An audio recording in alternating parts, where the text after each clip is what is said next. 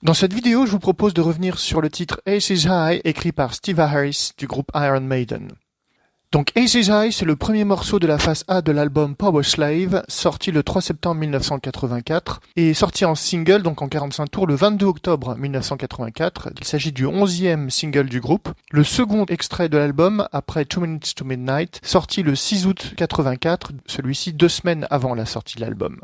Aces High est un des titres parmi les plus populaires du groupe, et ce depuis le départ, puisqu'il a atteint la 20e place des charts britanniques. On va voir sur quels indices on peut s'appuyer pour identifier l'histoire que raconte ce titre, en l'occurrence un épisode de combat d'un pilote de la Royal Air Force, j'y reviendrai tout à l'heure, et lors des concerts, ce titre est précédé d'un extrait sonore d'un discours de Winston Churchill, là aussi je vais y revenir plus en détail un peu plus tard. Mais revenons donc à ce 45 tours Aces High, titre pour lequel paroles et musique ont été composées par Steve Harris, en face B duquel on trouve King of Twilight, une reprise du groupe Nectar, suivi de The Number of the Beast en live, probablement enregistré à Dortmund en 1983.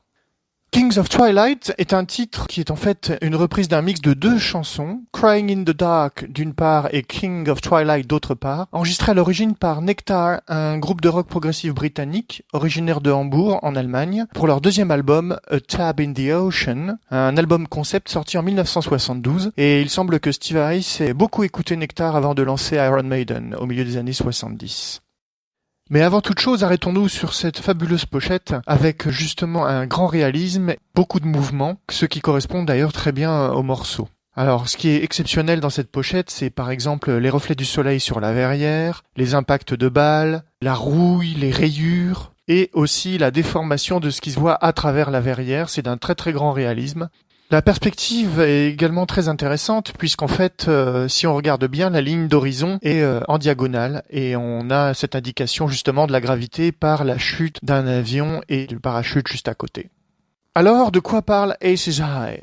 En fait, Steve Harris, à qui l'on doit aussi bien donc la musique que les paroles, c'est, je pense, inspiré du film du même nom, Aces High, en français connu sous le titre Le Tigre du Ciel. Et ce film britannique réalisé en 1976 par Jack Gould, qui se déroule pendant la Première Guerre mondiale en 1916 et dans lequel le major John Gresham, un jeune officier inexpérimenté mais pilote de chasse de talent incarné par Malcolm McDowell, qu'on verra plus tard dans Clockwork Orange, Orange Mécanique, arrive sur le front où l'espérance de vie des pilotes n'est pas censée dépasser 2 semaines. Toutefois, on a des indices qui semblent soutenir la thèse d'un transfert de cette histoire vers la Seconde Guerre mondiale.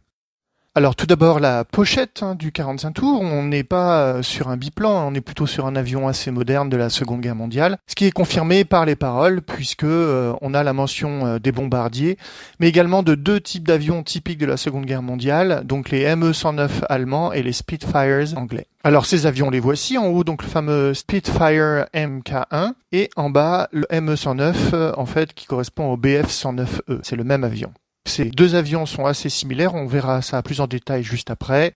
Donc on va commencer avec le Spitfire, qui est l'avion haute performance conçu par R.J. Mitchell. On l'appelle aussi le Supermarine Spitfire, et c'est sans aucun doute l'avion le plus célèbre de la Seconde Guerre mondiale. Cet avion de chasse monoplan, avec un habitacle fermé et un train d'atterrissage escamotable, fit son premier vol le 5 mars 1936. Et sa grande vitesse, associée à sa légèreté et à sa conception révolutionnaire, lui ont permis d'être très adaptable et de jouer un rôle essentiel dans la défaite de l'armée de l'air allemande.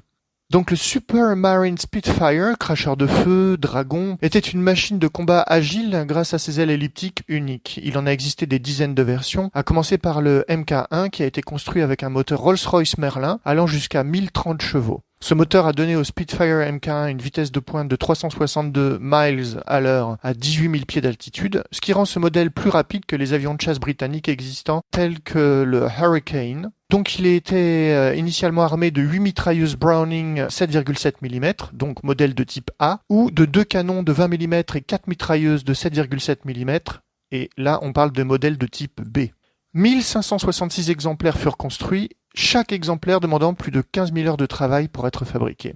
Alors ce sont des Spitfires qui ont été utilisés contre les Allemands lors de la fameuse bataille d'Angleterre, principalement les Mk1. En effet, les Spitfires Mk2 ont été conçus plus tard pour être plus puissants et plus rapides que le modèle original. Et 750 Spitfires Mk2 modèle A et 170 modèle B furent construits à Castle Bromwich, avec cette fois une verrière qui fut arrondie pour une meilleure et une plus grande visibilité, car le Spitfire Mk1 avait initialement une verrière plate. Au total, 920 exemplaires du type Mk2 ont été produits et c'est ce modèle que l'on voit sur la pochette du 45 tours. On reconnaît bien le rétro-frontal supérieur et les autres détails du dos de la pochette. Donc ceci est confirmé par un certain nombre d'éléments photographiques et également par la maquette d'avion dédié qui est assez facile à trouver. Alors en plus du rôle principal de chasseur d'interception, les Spitfires ont servi comme chasseurs bombardiers et comme appareil de reconnaissance. La principale différence entre les types Mk1 et Mk2, c'est que les Mk2 n'ont été introduits qu'après la bataille d'Angleterre, ce qui signifie que c'est principalement le type Mk1 qui a façonné la légende du Spitfire à l'été 1940. Ce sont 21 554 exemplaires du Spitfires qui furent construits sous 24 différentes versions jusqu'aux années 60, avec un armement toujours de plus en plus lourd et des moteurs toujours de plus en plus puissants. Face au Spitfire, il y a le ME-109, donc tel qu'il est cité dans les paroles. Et en fait, ce fameux ME-109, c'est le Messerschmitt Bf-109, qui est un chasseur monomoteur monoplace allemand, conçu par l'ingénieur allemand Willy Messerschmitt, du même nom, en réponse à un appel d'offres pour la conception d'un chasseur devant équiper la Luftwaffe dès 1935. Le premier prototype vola avec un moteur Rolls-Royce Kestrel en septembre 1935, avant d'être équipé du Junkers Jumbo 210A. À la suite de sa participation à la guerre d'Espagne en 1936, le Bf-109 fut remotorisé avec un Daimler-Benz DB600 de 1475 chevaux. C'est ce fameux Bf-109E qui, pendant la bataille d'Angleterre, fut responsable de la plus grande partie des pertes de la Royal Air Force, 403 Spitfires, 631 Hurricanes et 115 Blenheims. Mais 610 Bf-109 sont tout de même perdus et beaucoup de pilotes ont été tués ou faits prisonniers. Donc si on compare ces deux avions, on a une envergure de 9,90 m pour le Bf-109E contre 11,22 m pour le Spitfire, une longueur de 8,84 m contre 9,12 m pour le Spitfire, tandis que le Bf-109E pèse 2 tonnes 673, le Spitfire lui ne pèse que 2 tonnes 415, à vide bien sûr. Le Bf-109E a une autonomie de 850 km contre 805 pour le Spitfire. Donc les deux avions pouvaient atteindre une vitesse de 570 km/h à 5800 mètres d'altitude. Alors il se trouve que le Bf-109 a été l'avion de chasse le plus produit, avec plus de 33 000 exemplaires sortis d'usine entre 1935 et 1956. L'avion arriva vite au bout de son potentiel car il était trop étroit pour qu'un armement plus puissant puisse être adapté et son pilotage devint difficile lorsque de nouveaux moteurs augmentèrent sa vitesse. Il resta néanmoins un adversaire redoutable aux mains de pilotes chevronnés, et c'est bien ce qu'évoque le titre Ace is High. Alors que signifie Ace is High ? Tout simplement les as de la voltige, les as des cieux. Et les as, ce sont les 2341 pilotes britanniques qui se sont battus pendant la bataille d'Angleterre, parmi lesquels 595 n'étaient pas de nationalité britannique. Winston Churchill fait référence à ces hommes par le biais de l'expression « the few », les quelques-uns. Donc c'est tous ceux qui ont choisi de servir volontairement dans les unités britanniques. Alors il existait différents types d'as. Tout d'abord les Triple Flying Aces, le triple statut qui était attribué aux pilotes ayant abattu 15 avions ennemis ou plus. Parmi eux, on peut citer l'officier d'aviation Gray de Nouvelle-Zélande, le chef d'escadron James Harry Lacey et l'officier pilote Eric Locke. Ils ont donc chacun détruit au moins 15 avions ennemis au cours de la période. Parallèlement, il y avait le titre de Ace in a Day, As en une seule journée, qui n'a été attribué qu'à 3 hommes durant la bataille d'Angleterre. Et pour obtenir ce titre, il fallait abattre 5 avions ennemis en une seule journée. Le premier d'entre eux, c'est le Wing Commander Anthony Glowacki, qui a réussi à abattre 5 avions allemands le 24 août 1940. Le second, c'est le lieutenant-pilote Brian Carberry, originaire de Nouvelle-Zélande, qui s'est battu dans la Royal Air Force et qui, lui, le 31 août 1940, a abattu 5 aéronefs allemands. Mais il avait aussi le titre de Triple Ace, puisqu'il avait également dépassé les 15 avions allemands sur toute la période. Et enfin le troisième, l'Écossais chef d'escadron Archibald Ashmore McKellar, qui lui a réussi à devenir Ace in a Day le 7 octobre 1940. Il avait descendu effectivement 5 Messerschmitt Bf-109. Ce sont donc ces as de la bataille d'Angleterre qui sont à l'honneur dans le titre Aces High, dont certains s'en sont sortis juste à temps, comme on peut le voir sur la pochette du single en bas à droite.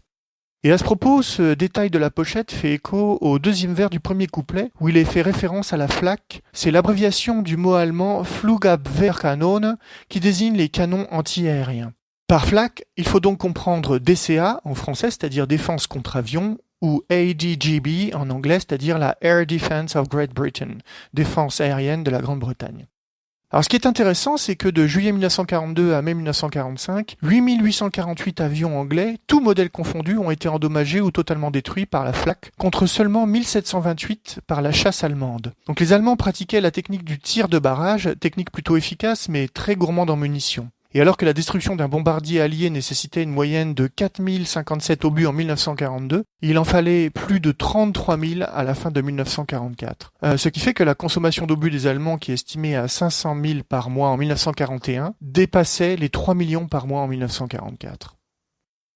Mais revenons à ces héros qui sont incarnés par Eddie, et dont l'équipement est tout à fait fidèle à celui des As, notamment à celui qui figure au centre du monument de Paul Day, le long de la digue de la Tamise à Westminster à Londres. Monument dévoilé en 2005 pour le 65e anniversaire de la bataille d'Angleterre. On y voit des aviateurs, du personnel au sol, des civils, des pompiers, des représentants des milliers de personnes qui ont passé nuit après nuit dans des abris anti-aériens dans les sous-sols de Londres, redoutant les attaques au gaz notamment.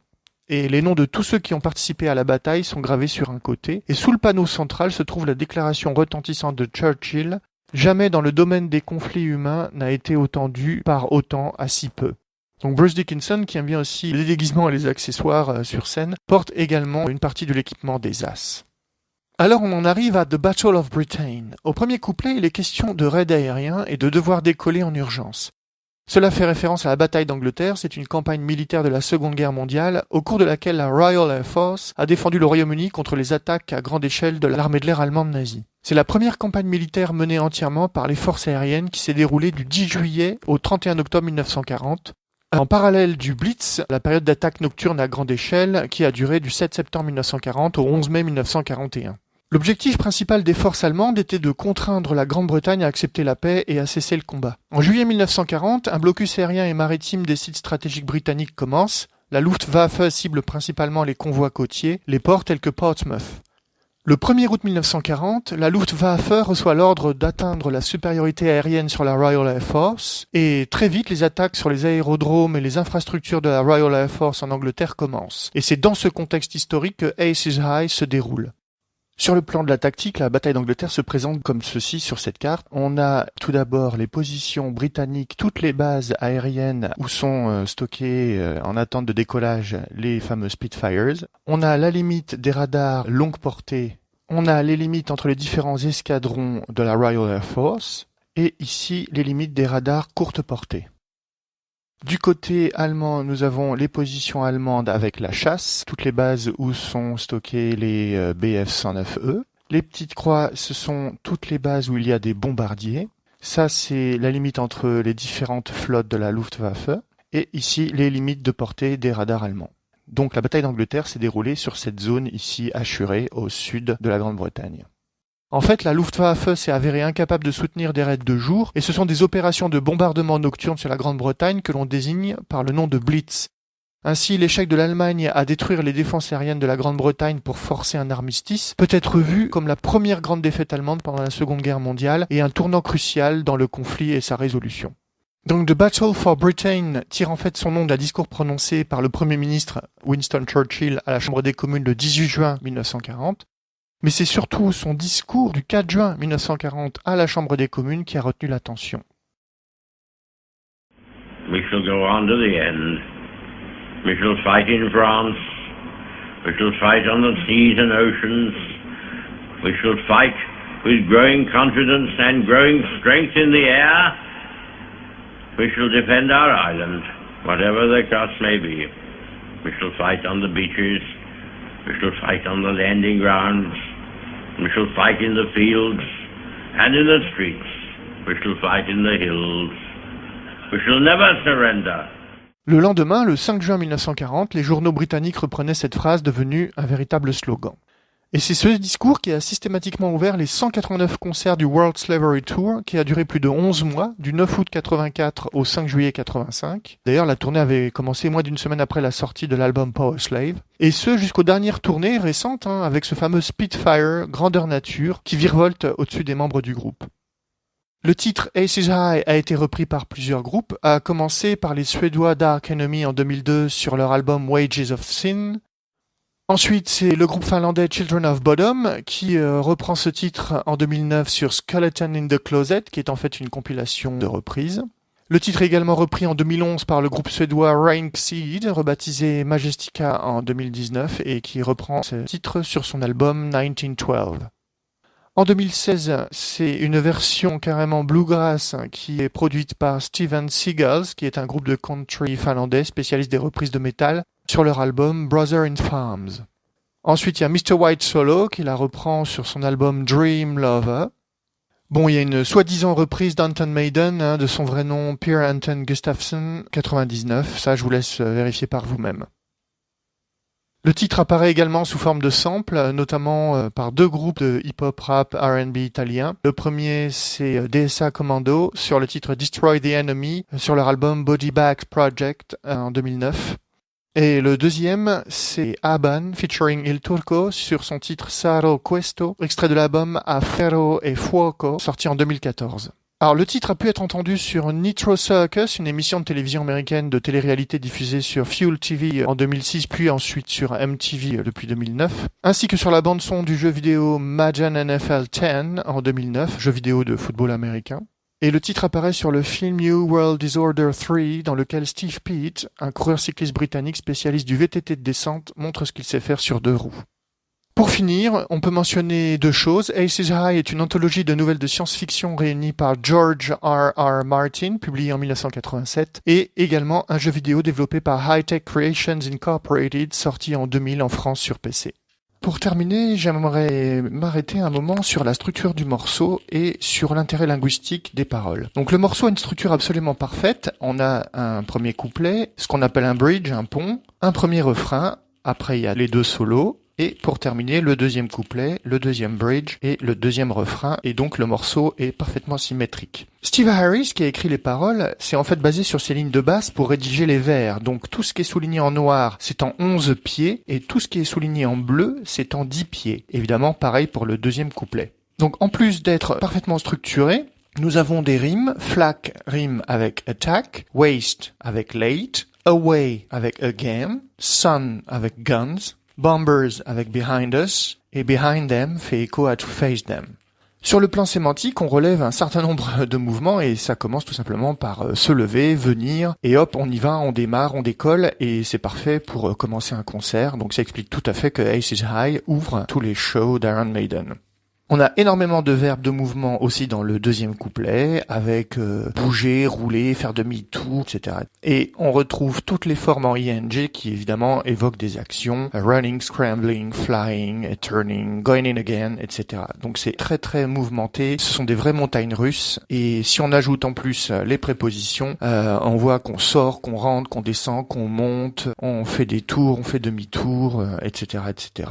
Et il y a des verbes qui sont liés justement au positionnement, entre être derrière, être devant, être en face, pile en face. Sur le plan temporel, il n'y a pas de temps à perdre et il faut se dépêcher avant qu'il ne soit trop tard. Donc en fait, on n'a pas le temps de réfléchir, on est embarqué par ce morceau, que ce soit à l'écoute ou tout simplement en live. Ce qui est tout à fait exceptionnel, c'est que ce morceau, c'est en fait un trinôme entre justement la pochette, les paroles, la musique. Il est question de raid aérien, de s'envoler, et c'est tout à fait ce qui se passe. On retrouve ça dans la pochette avec la notion justement du M109, des Spitfires, du cockpit.